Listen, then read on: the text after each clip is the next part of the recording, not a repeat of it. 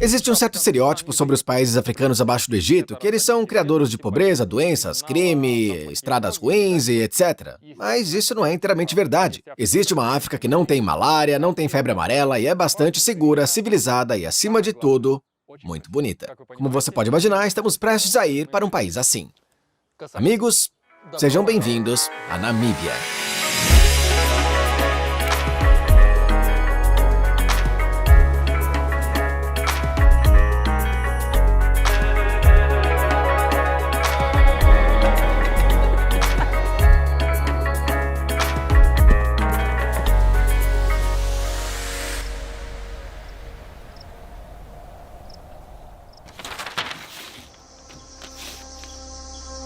Antes de mais nada, vamos dar uma olhada no mapa para termos uma ideia de onde nós estamos. A Namíbia está localizada no sudoeste da África, próxima à África do Sul. É um dos países menos populosos do mundo. Neste mapa pode parecer que o país não é muito grande, mas na verdade, ele é. A Namíbia é um país enorme, as distâncias entre as cidades são gigantescas, mas o maior problema é que menos de 10% das estradas da Namíbia são pavimentadas, o resto é de cascalho ou de off-road, então veículos especiais são necessários para se locomover.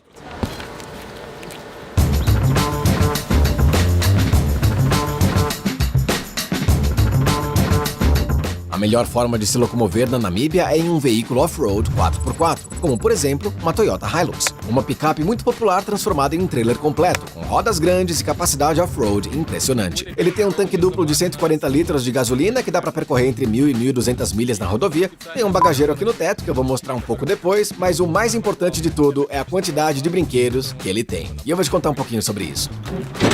Eu adoro falar de brinquedos. Esse carro é carregado com todo tipo de detalhe útil que irá te ajudar, se for o caso, a não morrer no deserto.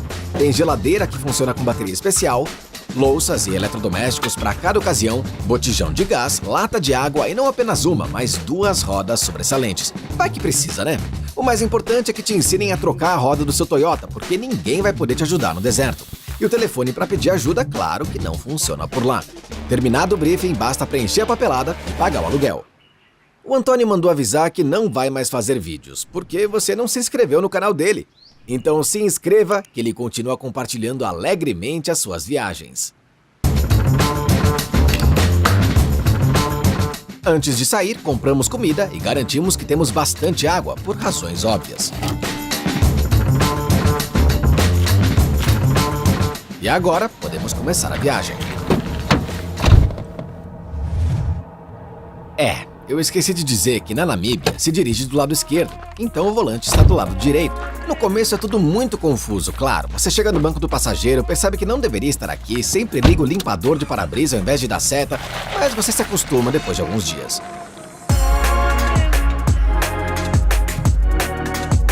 Se te der vontade de fazer uma pausa das pessoas no trânsito e dirigir tranquilamente, vem para a Namíbia. Há longas distâncias e estradas vazias. Às vezes, você dirige por 40 minutos e não vê um único carro. Muito poucas pessoas moram por aqui também. Em termos de densidade, esse país é o segundo do mundo depois da Mongólia. Então, é o penúltimo país. A Namíbia é maior do que a Turquia em tamanho, mas cerca de 2,5 milhões de pessoas só que vivem aqui. A densidade populacional nesse país é de apenas 2,5 pessoas por quilômetro quadrado. Em comparação, Singapura tem mais de 7.000 por quilômetro quadrado. Então, em tempos de coronavírus, a Namíbia é o lugar perfeito para o distanciamento social. Nas próximas 2 semanas estarei na estrada com vocês, percorrendo uma rota bastante longa e tentando ver o máximo do que a Namíbia tem a oferecer. De qualquer forma, eu espero que esse episódio seja como um blog de viagens à moda antiga, onde eu conto tudo aquilo que eu vejo. A primeira coisa que você nota quando começa a dirigir aqui na Namíbia é que tem cercas à esquerda e à direita da estrada. E elas percorrem muitos quilômetros, quase que todo o percurso. A maior parte do território do país são fazendas privadas. Além da função óbvia de cercar a área, essas cercas também servem um outro propósito: reduzir a probabilidade dos animais caírem na estrada. Há muitos animais por aqui, e somente com as placas de trânsito na Namíbia já é possível estudar a fauna local. Dá para ver os animais sem sair do seu carro. No primeiro dia, por exemplo, eu me deparei com um bando de babuínos barulhentos perturbando o sossego bem no meio da estrada. A propósito, não é recomendado dirigir na Namíbia à noite por causa dos animais. Em geral, as imagens que o cercam aqui são bem diferentes daquilo que o olho está acostumado a ver. Mesmo no país pela primeira vez, você já percebe, eu tô na África.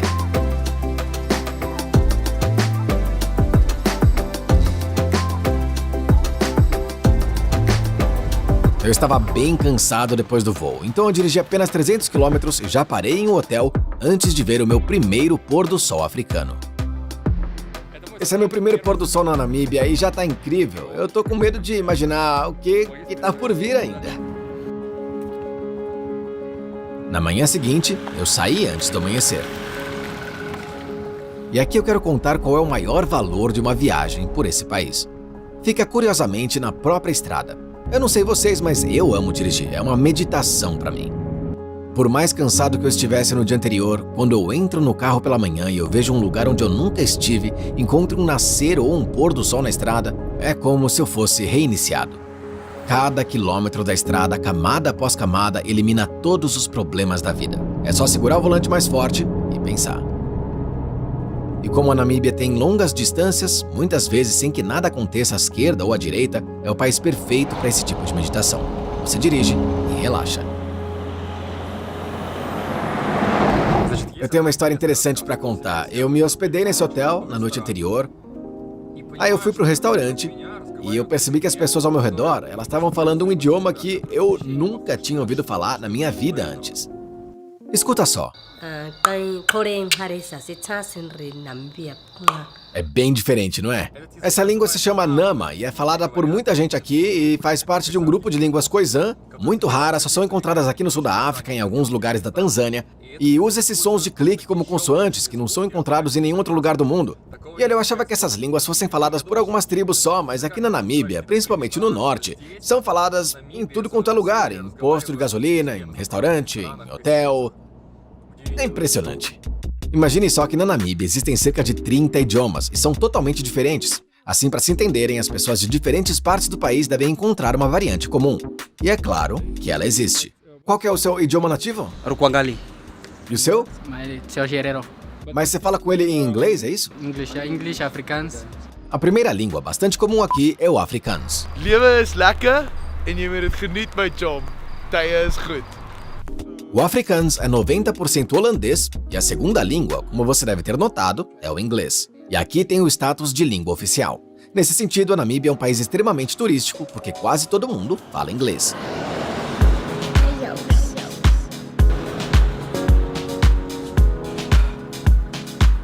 Enquanto isso, chegamos ao primeiro ponto da nossa rota, que é o Quiver Tree Forest, ou Floresta de Árvores de Aljava.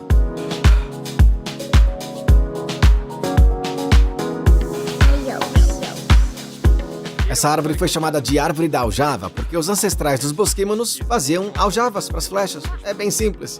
Os aloidendrons parecem bem estranhos. E o mais engraçado é que não são realmente árvores, mas sim um aloe. Tchau. Há um outro detalhe que vale a pena falar nesta floresta. São esses ninhos gigantes que mais parecem dormitórios. O mais interessante é que todos esses dormitórios de pássaros são feitos por um pássaro pequenininho chamado pássaro tecelão. Esses enormes ninhos são encontrados em toda a Namíbia. E o que você vê agora ainda é um pequeno ninho. Eles podem ter até 8 metros de comprimento e combinar até 500 mil de ninhos individuais, abrigando centenas de pássaros. Bom, e essa foi uma espécie de sessão de observação de pássaros, mas agora estamos de volta à rota e saímos para a estrada de terra. Parece brutal, mas as estradas aqui são bem melhores do que você imagina.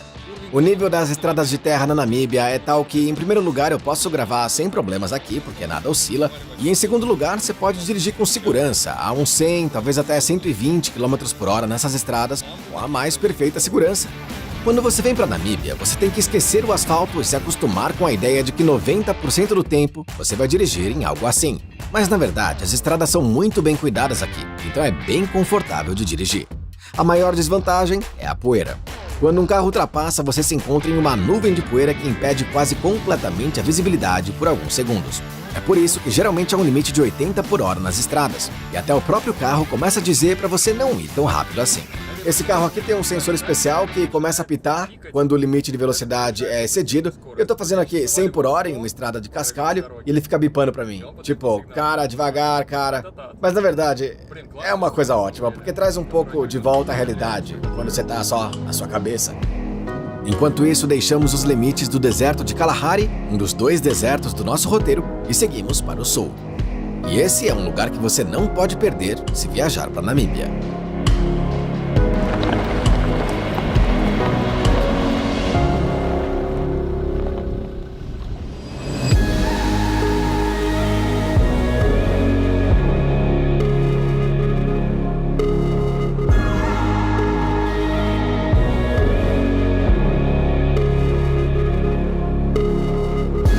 É o maior cânion da África, e dizem que é o segundo do mundo. Fish River Canyon se estende por 100 milhas e em alguns lugares tem mais de 500 metros de profundidade. Você pode descer aqui por uma trilha especial, mas devido às enchentes e ao calor extremo, que pode chegar a 50 graus no verão, as licenças para excursão são emitidas apenas durante o verão africano, de maio a setembro.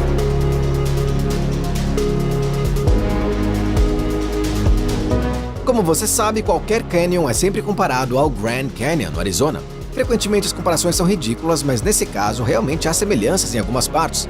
Tem até a Horseshoe Bend, uma curva em forma de ferradura no rio que se parece muito com o Grand Canyon. O primeiro encontro com o Grand Canyon é, penso eu, impossível de esquecer. Pelo menos foi assim pra mim. Provavelmente nem tudo é tão claro com esse canyon, mas o fato de existir tal coisa aqui na Namíbia é realmente impressionante. Bom, o Fish Canyon é um lugar legal, mas eu tive que caminhar bastante e gastar meio dia para chegar lá. Então eu não pensei muito sobre onde passar a noite. Olha só, eu gostei tanto dessas árvores que eu resolvi passar a noite aqui.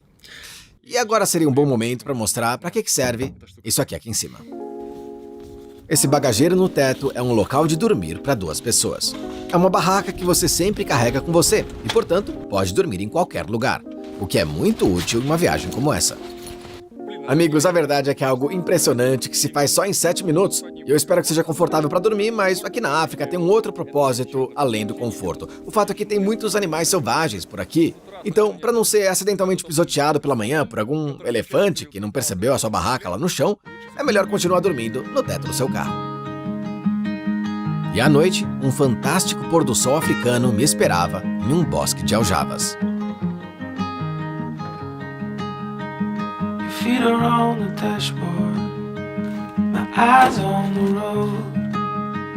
I always knew I'd get here, I just thought I'd be alone.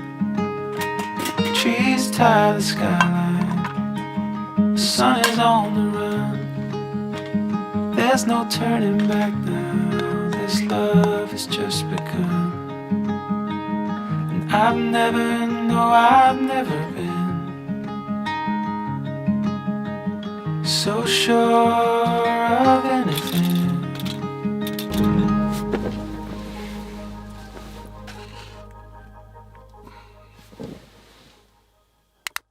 Olha só, eu espero que você não tenha pensado seriamente que eu podia dormir num lugar como esse, né?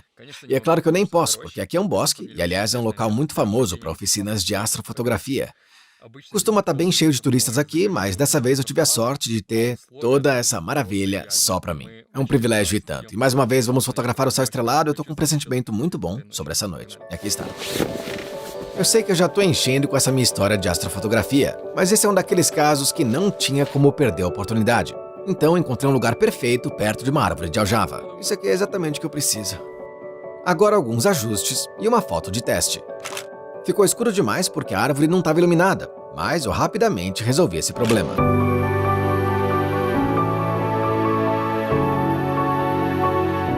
Olha, não querendo me gabar, mas eu acho que essa é a melhor foto de estrela que eu já tirei na minha vida. Eu tô orgulhoso. Nunca antes eu consegui capturar uma Via Láctea tão brilhante. Foi uma pequena vitória.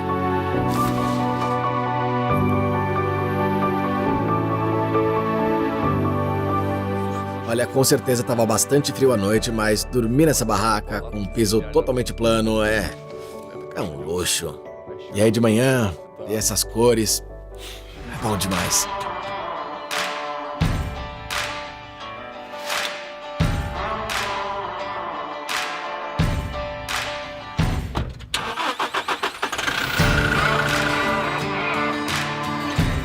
Então, resumindo, a Quiver Tree Forest é o melhor lugar para passar a noite se você estiver na Namíbia.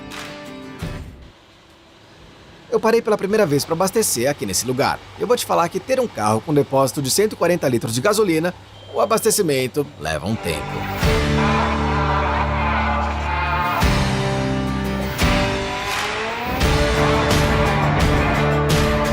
Continuamos nosso tour pela Namíbia e seguimos para o oeste, em direção à costa atlântica do país.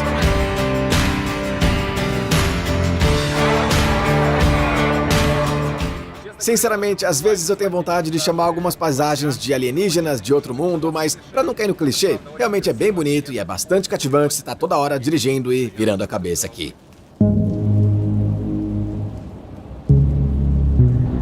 Após cerca de 300 quilômetros de estrada, chegamos à fronteira do deserto do Namibe.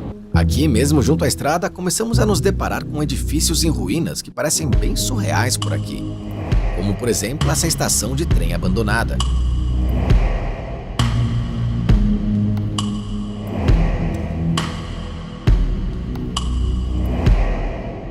Se pararem de cuidar dessa área, depois de um tempo, todo lugar vai virar duna de areia.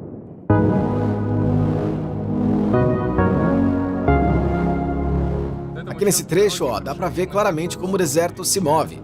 Tem até placas dizendo que você não pode dirigir acima dos 80 por hora porque a areia é constantemente arrastada para a estrada e pode ser perigosa para o trânsito.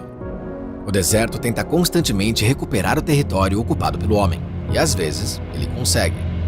O melhor exemplo é Kolmanskop, a cidade fantasma mais famosa da Namíbia.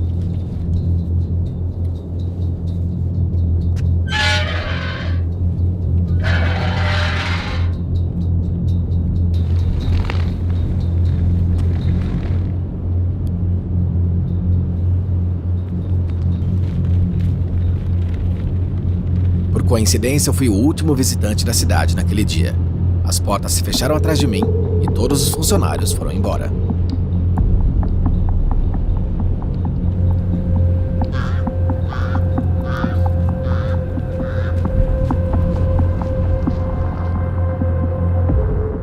Kolmanskop foi construída no início do século passado, durante a Corrida dos Diamantes da Namíbia.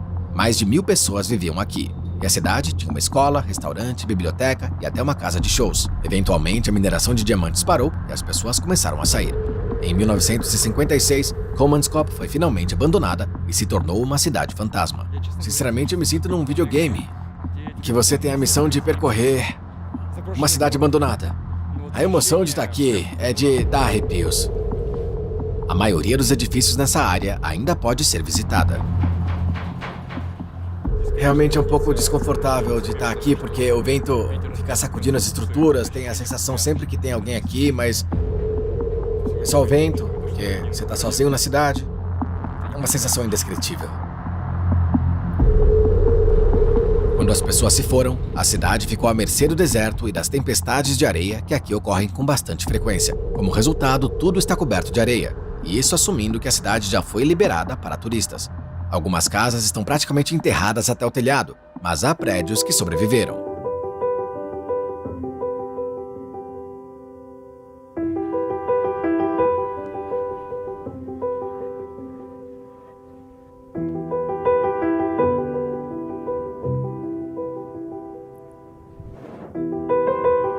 Kolmanskop é mais uma demonstração de como a natureza cobra o seu preço depois que o homem se vai.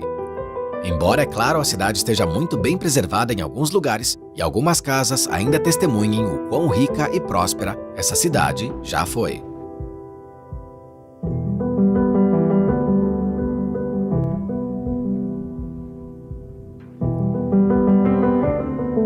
Na verdade, essa cidade que na verdade se tornou parte do deserto é incrivelmente fotogênica. E se vier na hora certa, o sol, as sombras e a areia dentro dos prédios criam imagens absolutamente surreais.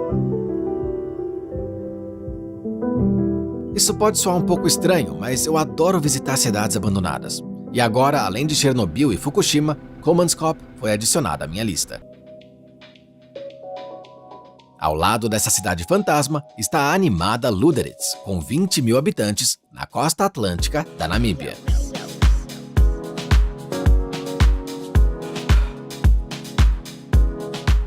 Olhando para a arquitetura, todas as casas coloridas, características, com janelas salientes, pode-se ter a impressão que não se está mais na Namíbia, mas em algum lugar da Baviera. O fato é que a Namíbia é uma ex-colônia alemã, então é claro que as marcas da cultura alemã podem ser vistas em todo o país. Além disso, 7% da população, cerca de 150 mil pessoas, são namibianos brancos de ascendência europeia, descendentes de colonos alemães, holandeses e britânicos. Eu diria que há muitos brancos por aqui. Os namibianos brancos tendem a viver nas áreas mais caras, com cercas altas e fios elétricos. Mas, no geral, a Namíbia é relativamente segura, ou seja, os próprios namibianos já me disseram que têm medo de ir para a vizinha África do Sul, por exemplo, o que é bastante revelador, né? Em geral, a Namíbia é um país bem civilizado, com gente simpática, bons estabelecimentos e, no fim das contas, bastante voltado para o turismo. Portanto, há muitas vantagens em visitar. Porém, de volta à cidade. Lüderitz tem uma característica interessante, pode até surpreender alguns. Os pinguins vivem por aqui, a apenas umas dezenas de quilômetros do deserto. A má notícia é que não tem pinguins por aqui. Bom, não hoje especificamente, né? Mas no geral, dá pra ver pinguins africanos aqui em Lüderitz, especificamente na Ilha dos Pinguins, e é isso aí. Dá pra ver pinguins na Namíbia. Mas hoje foram pra algum outro lugar, sei lá onde. No dia seguinte, logo pela manhã, peguei a estrada, me despedi do asfalto e voltei pra estrada de terra. São 500 quilômetros de off-road pela frente, então a diversão começa.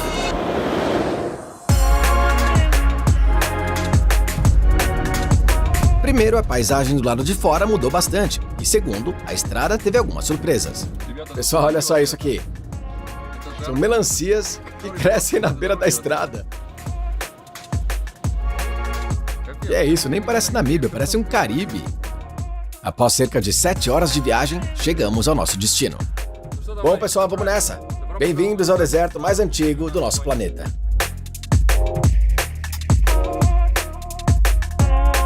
O deserto da Namíbia tem cerca de 80 milhões de anos. Existe desde a época dos dinossauros. Eles, é claro, que já se foram, mas existem outros animais como o Antílope oryx. São inconfundíveis devido aos seus chifres afiados e muito compridos, que podem atingir 1,5 metro.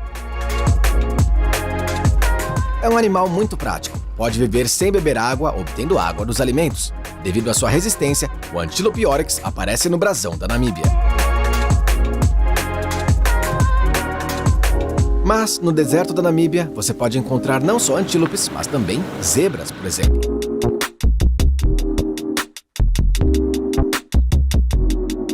Eu sei que eu provavelmente vou ver umas 1000 zebras por aqui. Talvez eu não fique mais tão empolgado assim, mas agora eu tô ficando eufórico. Quando eu passo de carro, eu vejo uma manada de zebras, sei lá, a uns 70 metros de distância na selva. É uma sensação realmente deliciosa.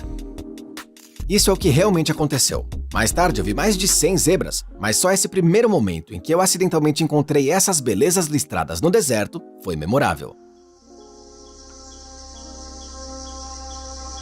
Agora, um pouco mais sobre o lugar onde chegamos. O lugar é Sossusvlei e é conhecido por suas dunas de areia vermelha, as mais altas do mundo. As dunas de Sossusvlei são absolutamente hipnóticas. Tem um teor de ferro bastante alto, que foi oxidado por milhares de anos.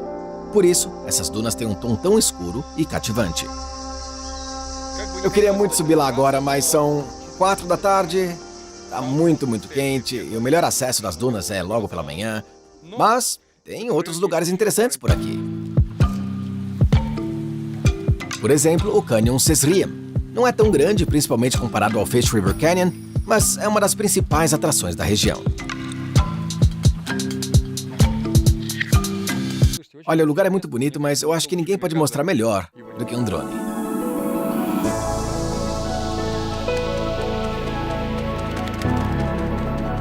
O canyon é bastante estreito. Em alguns pontos tem apenas 2 metros de largura, mas o mais interessante é a sua origem.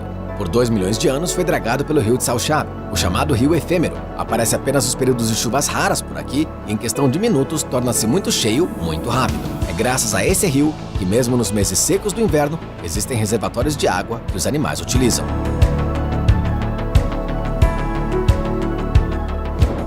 O segundo lugar são esses círculos na grama, popularmente chamados de círculos de fada ou círculos mágicos. Não há muitos em Sossusvlei, mas há lugares na Namíbia onde eles são espalhados por todo o país. Do ar parecem o resultado de um bombardeio, mas são apenas círculos na grama. Infelizmente, eu não posso dizer para vocês o que eles são porque os próprios cientistas ainda não sabem o que são. Existem duas versões sobre a origem desses buracos. A primeira é que as plantas lutam por água no calor, e a segunda teoria é que esses círculos são comidos por uns cupins especiais que liberam o território para a vida deles. Mas não tem uma resposta definitiva ainda, então esses círculos aqui ainda podem ser chamados de círculos mágicos. Para esperar pela manhã, acampei em Cerseriam. Para se ter uma ideia do que é esse parque de campismo, existem gnus correndo pela zona, mais especificamente gnus azuis, que são bastante comuns no sul. Foi também aqui nesse parque de campismo que eu conheci uma família sul-africana que conduzia o seu Land Cruiser convertido em um carro de campismo. No interior tem tudo o que precisam para viajar confortavelmente, incluindo painéis solares no teto e uma máquina de lavar na parte de trás. O cara tava me dizendo aqui que essa é uma máquina de lavar, eu fiquei tipo, como assim? O que você quer dizer com isso aqui? Ele diz, bom, você coloca água aqui, põe detergente, quando você for dirigir vai estar bem lavado. Olha só, acabamos de lavar roupa. Isso é genial! E foi assim que eu passei a noite. Então agora são 6 da manhã. E eu tô aqui na fila para a abertura do Parque Nacional de Sossusvlei. E a gente vai ver, talvez, a atração mais famosa aqui da Namíbia.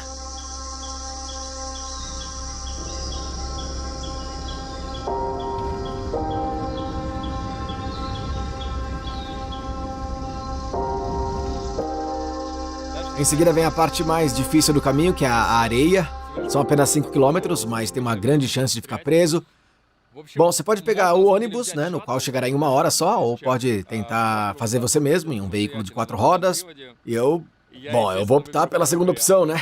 Então desculpa, pessoal, mas o que tá por vir é bem imprevisível. Todos ao meu redor começaram a diminuir a pressão dos pneus para melhorar o desempenho off-road. Eu optei exclusivamente pela tração nas 4 rodas. Assim que eu entrei na estrada, eu entendi por que todo mundo abaixou a pressão. A areia é bem profunda, e o principal é não parar, senão você vai ficar preso. Bom, dá pra ver pela minha cara que a viagem não foi nada fácil, mas o carro conseguiu. Foi muito divertido, mas sem tração nas 4 rodas, não dá pra fazer nada, você vai ficar preso, com certeza. Agora, para as dunas do Namibe. Eles se estendem por dezenas de quilômetros até o Oceano Atlântico.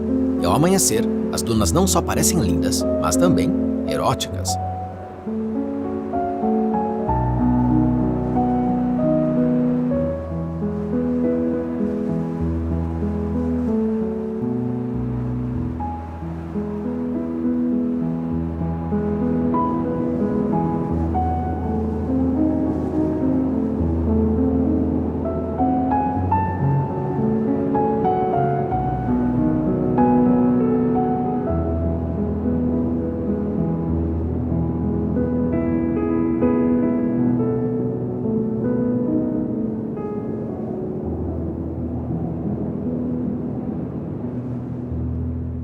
Claro que logo pela manhã, essa combinação de luz e sombra desenha uns gradientes incríveis nas dunas e ver isso pessoalmente, isso não tem preço.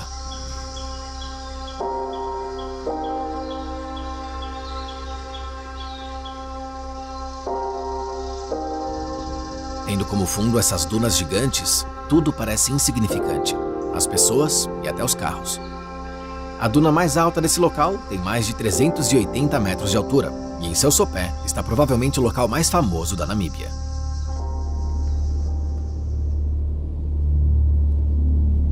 Deadvlei, que significa pântano morto, é um pequeno planalto argiloso com várias dezenas de árvores mortas. São todas acácias e, segundo alguns relatos, estão aqui há cerca de 1000 anos.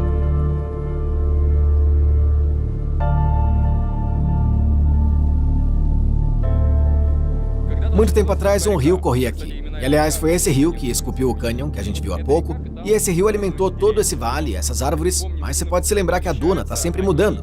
Então elas mudaram o curso do rio, que se afastou muito daqui. E, na verdade, deixou essas árvores para morrerem ao sol da Namíbia.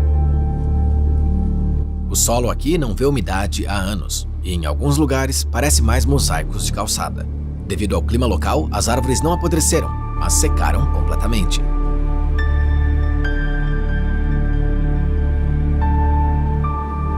Dead Valley é um lugar absolutamente único. Eu não vi nada parecido em nenhum outro lugar do mundo. É melhor chegar aqui ao amanhecer, quando a sombra das dunas vizinhas se afasta lentamente do planalto. Nesse momento, esse vale, com suas árvores mortas e fantásticas combinações de cores, parece de outro planeta. Eu honestamente não esperava que o lugar fosse ser tão interessante assim. Ele tá em todos os folhetos da Namíbia, e quando você chega nesses lugares altamente badalados, geralmente fica meio desapontado, sabe? Mas aqui, em Dead Valley, nada disso aconteceu. Aliás, pelo contrário, me dá arrepios.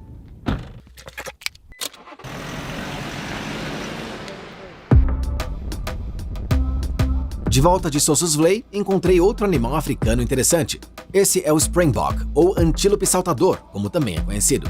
O Springbok pode saltar 2 ou até 3 metros para cima e atinge velocidades de até 90 km por hora. Eles são bem rápidos. Quando eu disse que existem estradas na Namíbia onde não tem nada ao redor, eu quis dizer essa estrada em particular. Uma visão de 360 graus e praticamente não tem nada para os olhos verem. Mas acredite, é lindo à sua maneira. Mais à tarde, cheguei à cidade de Walvis Bay, que me acolheu com mar e bom tempo. Pela manhã, porém, estava nublado, mas isso acontece quase todos os dias por aqui. Pessoal, o local para onde a gente está indo agora, você pode tentar chegar de carro, mas é grande chance de você ficar preso no meio da areia. Eu decidi não arriscar e contratei um motorista experiente. O nome dele é Hans. Você tem raízes alemãs? From 1800s. Sério? Yeah, Caramba. they came here 1876 as missionaries. Levaremos o carro de Hans, especialmente projetado para dirigir na areia. A primeira parada é a lagoa na cidade de Walvis Bay. A lagoa é famosa por sua população de flamingos cor-de-rosa, que se alimentam por aqui. Você já deve saber que os flamingos dormem em uma perna só, e fazem isso de propósito para não passar muito frio nas águas geladas do Atlântico. E outra coisa interessante, ao dormir os flamingos sempre se voltam pro vento, como se estivessem apoiados nele. Então, resumindo, os flamingos são como se fosse um catavento, né? Porque os locais aqui sabem a direção do vento só olhando para eles. No entanto, partimos para um percurso que acompanha a costa quase até a beira da água. Olha só, dirigir tão perto do mar assim, praticamente no mar, é sem dúvida uma experiência incrível. As gaivotas, o mar, a areia, caramba, é incrível.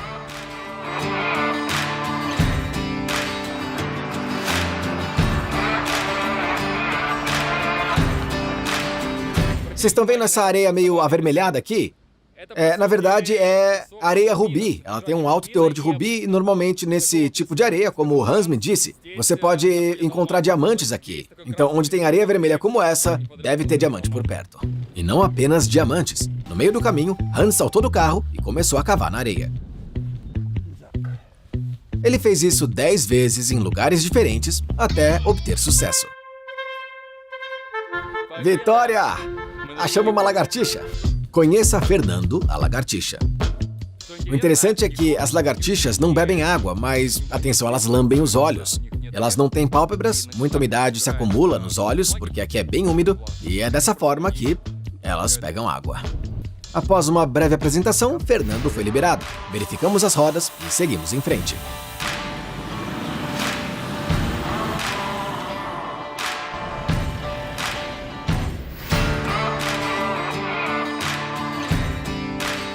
E aqui começa uma parte em que de um lado aqui está o oceano e do outro estão as dunas e elas estão ficando bem altas. Então é um local bastante perigoso, porque se as ondas estiverem muito altas, é quase impossível chegar até aqui.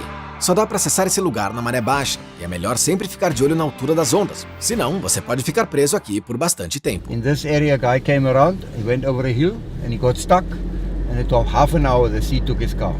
We collected it the next day about 2 kilometers up north. Após cerca de meia hora, começamos a subir as dunas. Eu nunca andei nas dunas antes, e o vídeo pode parecer que é uma criança fazendo isso, mas realisticamente, houve alguns momentos em que o fôlego prendeu.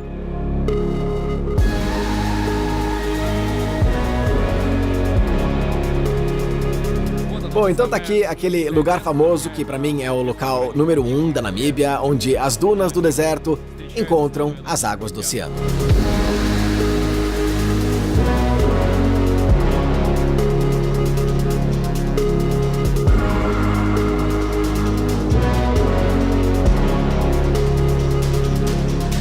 um outro lugar único. De um lado, as enormes dunas que se estendem por muitos quilômetros além do horizonte, e do outro, as águas do Atlântico.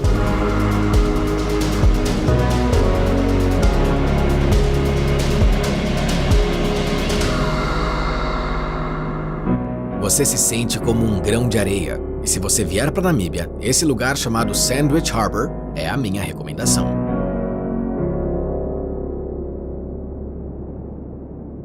Bom, amanhã é um dia bem difícil, então resolvi passar a noite aqui em um lugar bastante lindo. Eu espero que você não tenha se cansado de lugar lindo, que a Namíbia tá cheia deles. E por enquanto eu vou consertar umas coisas e você pode ver como que isso se parece do lado de fora. É uma loucura, pra ser honesto.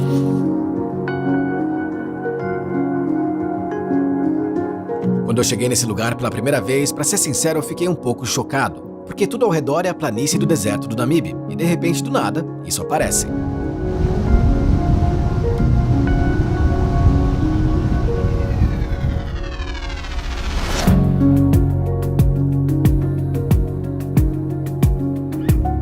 O topo dessa montanha se eleva a 670 metros acima do deserto, tão grande que projeta uma sombra gigantesca por vários quilômetros. Essa montanha é chamada de Spitzkop, e devido à forma do seu topo, é frequentemente chamada da Matterhorn da África. Bom, eu gosto de dormir sob o Matterhorn. Fazer o quê?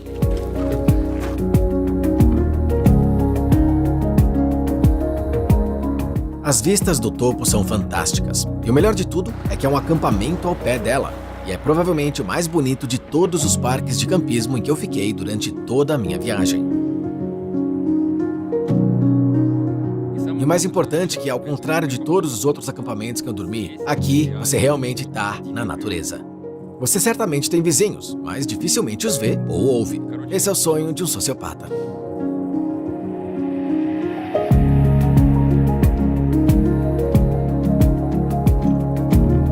Bem, eu sou fã de acampar na Namíbia e quase nunca fiquei em hotéis. Pra que ficar num hotel quando você tem uma barraca na cobertura e janta com uma vista como essa?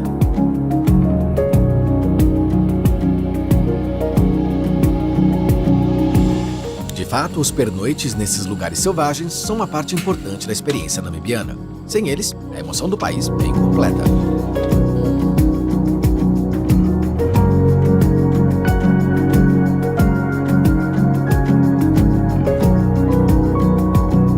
De manhã, resolvi conquistar o cume. Não eu mesmo, mas com a ajuda de um drone. Porém, alguma coisa deu errado. Eu acabei de perder um drone, viu? Eu fui até o topo da montanha e um pouquinho mais alto, aí a conexão caiu e pronto. O drone sumiu. Felizmente, ainda tenho as imagens de vídeo com as lentes. Isso é o que eu vejo durante o voo. Aqui voei até o topo, são quase 700 metros e você pode apreciar as vistas incríveis.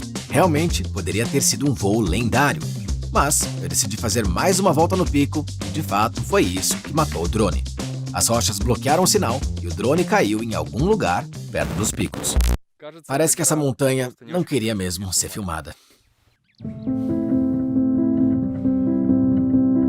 O drone atendeu plenamente às minhas expectativas ao se sacrificar pela arte.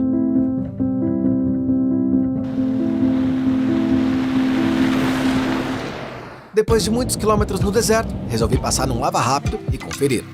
Cortam o cabelo aqui, lavam o carro ali, e ali tem 8 pessoas sentadas só pra ficar olhando os outros. África. Aliás, é bem prático, né? Lava o carro e corta o cabelo. Quanto mais a norte vamos, mais evidentes se tornam as diferenças sociais. Primeiro, havia casas com palmeiras, depois casas menores, e depois palhotas com pessoas apanhando lenha para poderem cozinhar a comida.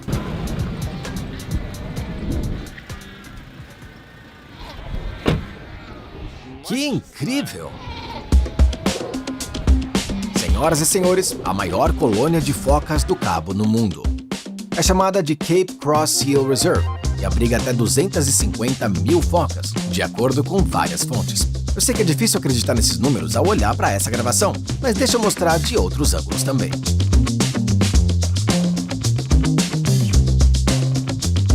Os animais dessa colônia aqui são, são muitos. Isso aqui não é o fim, viu? A colônia ainda continua. O chão aqui tá cheio de focas. Na verdade, não é só na terra, mas também na água.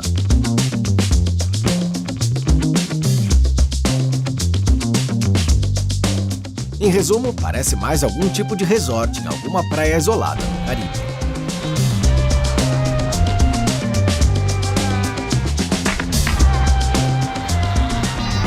Para começo de conversa, eu só quero que você escute como realmente tudo isso aqui soa aos nossos ouvidos.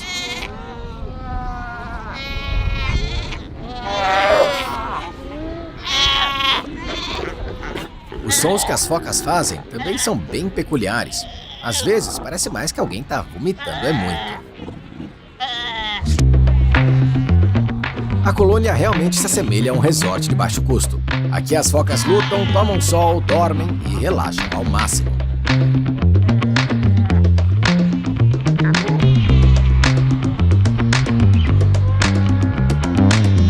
Elas já ocuparam quase todo o espaço disponível nesse parque nacional. Isso é tudo muito bom, muito legal, mas tem um problemão com essa colônia aqui, viu? Cada foca em um dia come até 8% do seu peso corporal, o que se traduz em cerca de 3 quilos de peixe. Agora multiplica 3 quilos por 250 mil focas e o resultado é um grande problema de mortalidade de peixe aqui nessa região, viu? As focas assassinas machos podem acasalar com dezenas de fêmeas ao mesmo tempo, criando uma colônia que se multiplica e, se nada for feito, em breve será uma verdadeira megalópole de focas. Eu passei a noite na reserva e, pela manhã, fui ao Parque Nacional com o intrigante nome de Costa dos Esqueletos. Para entrar, você tem que preencher uns papéis, escrever os seus dados de contato e só então as portas se abrirão para você. Todas essas medidas são ditadas, em parte, pela segurança de quem entra aqui na Costa dos Esqueletos, porque não tem nada por muitos e muitos quilômetros, nada mesmo. E claro que em um lugar como esse, você não quer ter nenhum acidente, né? A Costa dos Esqueletos é uma área sem vida que se estende por muitos quilômetros. No passado, esse lugar tirou mais de uma vida. As névoas aqui são geralmente bem densas porque o ar quente do lado do deserto encontra com o ar frio do Atlântico. Tem também correntes e rochas bem fortes. Então, como resultado, os navios sofreram naufrágios e quando as pessoas chegavam à costa, não tinha nada por muitos quilômetros e muitas delas morriam. Na costa ainda podem ser vistos esqueletos, mas na maioria das vezes são esqueletos de navios que naufragaram por aqui. Não são fáceis de ver porque estão quase totalmente cobertos de areia. O exemplo mais marcante é o Edward Bolen, um navio de transporte alemão que encalhou aqui no início do século passado.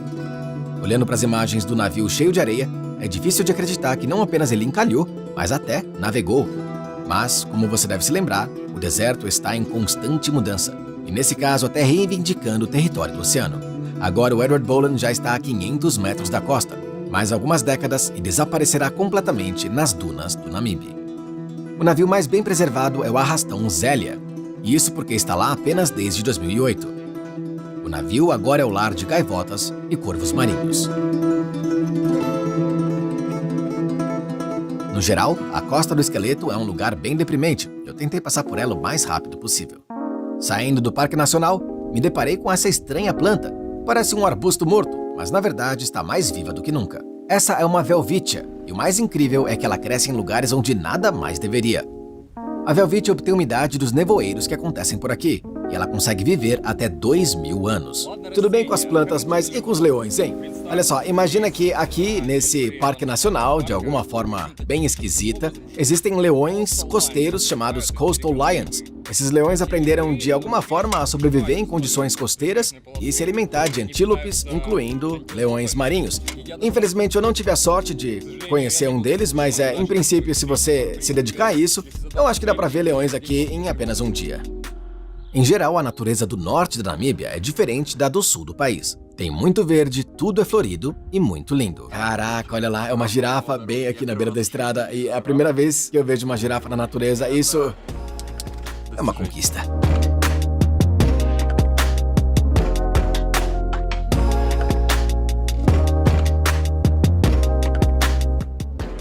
As girafas são muito bonitas. E por último, eu deixei os parques nacionais com animais, mas o que é interessante é que muitos animais podem ser vistos fora deles, dirigindo nas vias públicas, virando a cabeça para a esquerda, virando para a direita. Mas ainda assim faz sentido ir para os parques nacionais com animais na Namíbia. Em primeiro lugar, você pode ver alguns animais muito raros, que estão quase em perigo de extinção. E em segundo lugar, é o lar dos chamados Big Five africanos, que são os elefantes, búfalos, leões, leopardos e rinocerontes. E é exatamente isso que eu sugiro que a gente procure agora. E a gente precisa de um pouco de sorte e bastante paciência. Bora pra caça de fotos. Na estrada, me revistaram e confiscaram o drone, prática padrão em parques nacionais. Entramos então na maior reserva da Namíbia, chamada de Etosha. Etosha é o nome do parque e o nome do solo salgado encontrado por lá. O parque realmente é bastante grande. Para você entender bem, é do tamanho da Eslovênia. É o tamanho de um país o parque. E você pode passar uma semana aqui, mas eu reservei 2 dias, então eu espero que a gente tenha tempo para tudo. Em Etosha existem 144 espécies de mamíferos, 340 de pássaros e uma riqueza de vida selvagem ao seu redor, literalmente por todos os lados.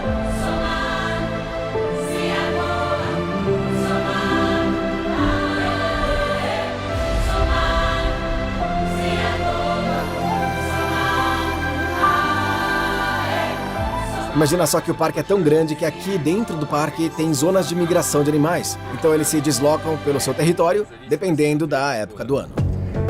Uma grande vantagem do Etosha é que você pode se locomover em seu próprio carro. E tudo isso realmente lembra uma caça de fotos. Você dirige e rastreia animais, mas é claro que não é tão fácil assim. Eu tô com um problema aqui, e o problema é que os animais estão longe demais da estrada. Eu não consigo alcançar eles com as minhas lentes aqui. Estatisticamente, 30% dos fotógrafos vivem com uma pequena teleobjetiva. Sabemos como é difícil conviver com uma teleobjetiva tão curta que cabe no bolso sem problemas. Sabemos como é difícil capturar os olhares dos jornalistas com suas super teleobjetivas. Mas há uma saída. Apresento-vos a lente de 600mm. Basta compará-la com uma lente normal e você sentirá imediatamente a diferença. Mas isso não é tudo. Graças a um sistema patenteado especial, pode ser ainda mais comprida. Uau, é incrível! Essa lente é um verdadeiro canhão que fará felizes a nós e aos animais que gravamos. De qualquer forma, assim, antes de eu ir pra África, eu comprei esse monstro. Sinceramente, eu não consigo imaginar o que eu faria sem ela aqui. Muitas das fotos, aliás, que você já viu, foram tiradas com essa lente aqui, e eu acho que agora a gente vai tirar umas fotos bem legais. Agora deixa eu contar quem que eu consegui capturar com a lente da câmera no meu primeiro dia em Etosha. Bom, em primeiro lugar, há uma enorme população de girafas aqui, cerca de 1.500, então não foi difícil encontrá-las. Os antílopes gnu e oryx já vimos e também estão por aqui. Existem muitos pássaros em Etosha, mas eu não sei muito sobre eles. Curiosamente, eu encontrei esse animal com uma cara astuta. Esse é um chacal. E também um esquilo terrícola. Esses esquilinhos são os mais engraçados.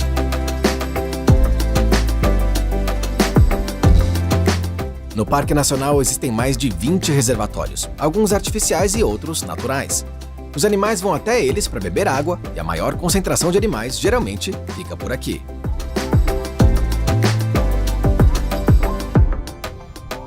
Alguns desses poços estão localizados perto dos acampamentos. Você pode sentar em um banco atrás da cerca e fotografar os animais. Foi assim que, por exemplo, vi o antílope kudu, uma espécie de antílope com engraçados chifres retorcidos. Os antílopes machos adoram lutar entre si. É como uma luta de braço, só que com os chifres.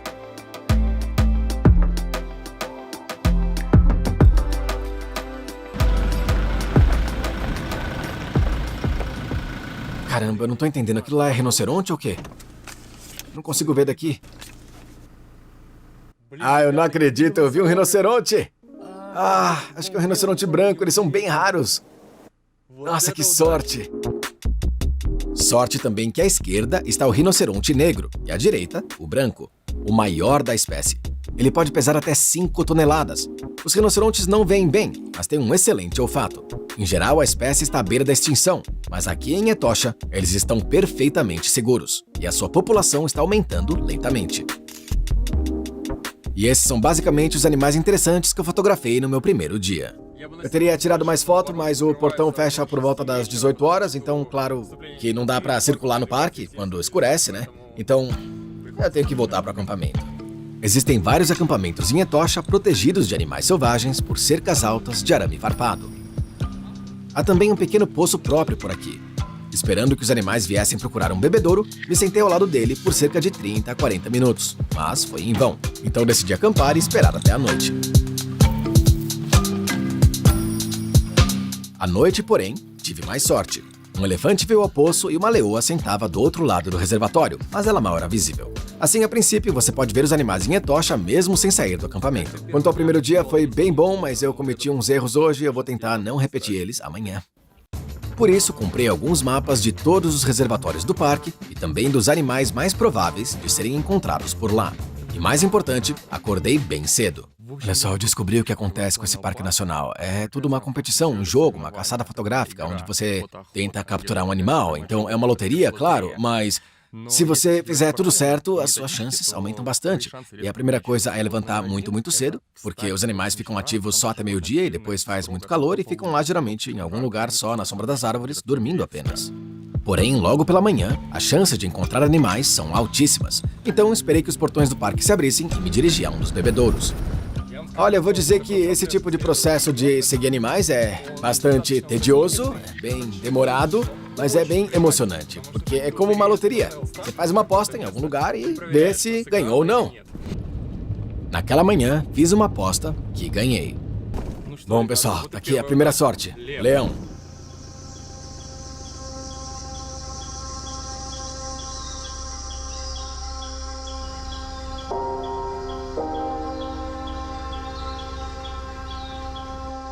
Nossa, ele tá muito perto aqui do meu carro, tá? Sei lá, uns 10 metros talvez, isso é bem surreal. Durante um primeiro encontro com um leão, você realmente percebe que está enfrentando o rei dos animais. Ele nem presta atenção em você. Ele olha através de você, sem nem notar você. E pra ser honesto, mesmo você sentado no carro, com a janela fechada, quando ele se aproxima, a sua respiração falha. O leão, claro, não estava sozinho. Eles geralmente vivem em bandos, como matilhas familiares. A propósito, principalmente as fêmeas caçam em matilha, e os machos participam da criação e defesa do território, em particular de outros leões. Geralmente há vários machos em um bando. Esse, por exemplo, são 2.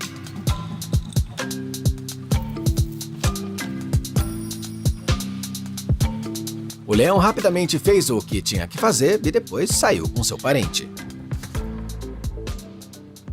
Olha, ver o rei dos animais fazendo cocô a uns 2 metros de você pela primeira vez na vida é muito forte, pessoal. Tipo, até muda um pouco a sua vida, sabe?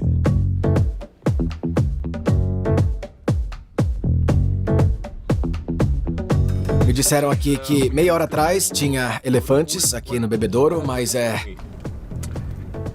Para pegar um elefante, você tem que pensar como um elefante. Então, se eu fosse um elefante bebendo água, eu depois ia descansar na sombra. Então eu tenho que procurar umas árvores com elefantes embaixo delas. Você não vai acreditar, mas eu os encontrei. Era sob as árvores que se escondiam do calor. Esses são os elefantes Etosha, considerados os maiores do mundo. E para manter esse status, precisam comer muito. Assim, cada elefante come em média de 100 a 300 quilos de vegetação por dia.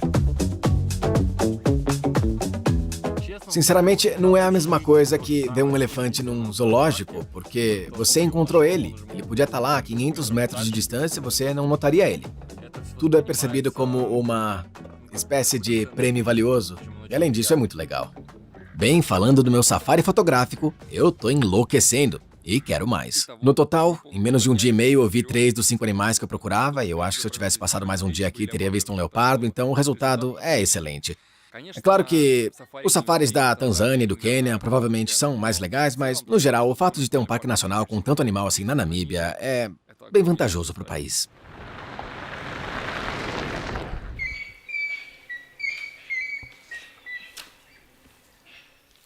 Acontece que, nessa viagem, eu passei a maior parte do tempo em acampamentos, mas com um carro desse seria pecado não fazer isso.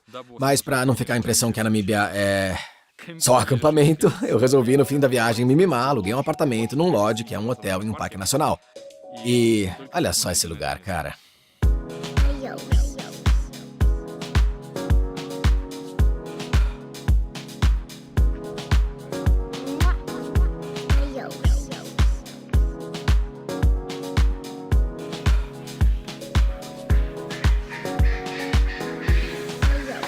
É ótimo, né? Eu adormeci, acordei com os sons dos babuínos que vivem por aqui, os rinocerontes também vivem aqui, mas os babuínos eram os mais audíveis. Então é quase que tropical, né? E contrasta tanto com a Namíbia que eu vi logo no início da viagem, que ontem me marcou tanto. Mas o mais importante é que eu quero mostrar pra vocês o lugar que eu cheguei. E eu resolvi fazer a minha última parada aqui, se chama Waterberg National Park. E isso me deixa muito empolgado.